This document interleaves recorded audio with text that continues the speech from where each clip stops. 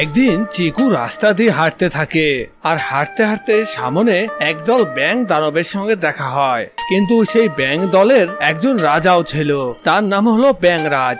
সে ছিল ব্যাঙেদের সর্দার। সেই ব্যাঙরাজের দেহ ছিল অনেক বড়, তার চেহারা ছিল আজব প্রকৃতির। সে প্রায় দেখতে মানুষের মতোই, কিন্তু মানুষের মতো দেহ থাকলেও তার আকার আকৃতি ছিল ব্যাঙের মতো।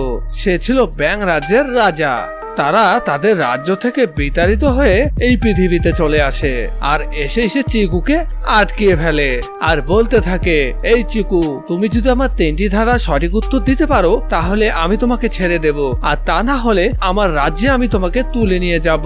এরপর চিকু তার শর্তে রাজি হয়ে যায়। এরপর ব্যাঙরাজ তার প্রথম ধাঁধাটি বলতে শুরু করে, কোন ফলের বীজের মধ্যে মিষ্টি জল থাকে? বন্ধুরা, আমি আবারও বলছি, কোন ফলের বীজের মধ্যে মিষ্টি জল থাকে?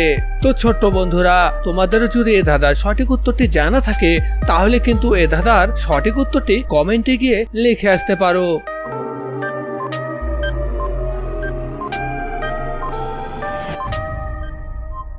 এই ধাঁধার সঠিক উত্তরটি হলো নারকেল।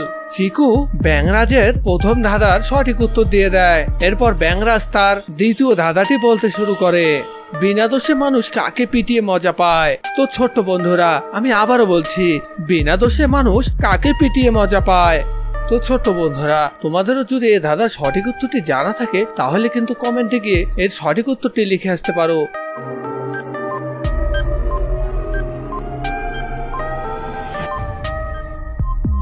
এর সঠিক উত্তর হলো ঢাক অথবা ঢোল।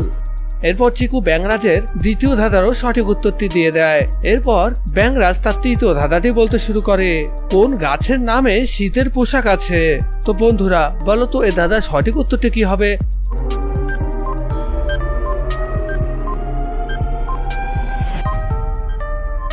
এ ধাঁধার সঠিক উত্তরটি হলো শাল। চিকু ব্যাঙরাজের তৃতীয় ধাঁধারও সঠিক উত্তরটি দিয়ে দেয় আর সঠিক উত্তর দেওয়ার সাথে সাথে ব্যাঙরাজ তাকে চলে যেতে বলে আর চিকু সেখান থেকে চলে যায়।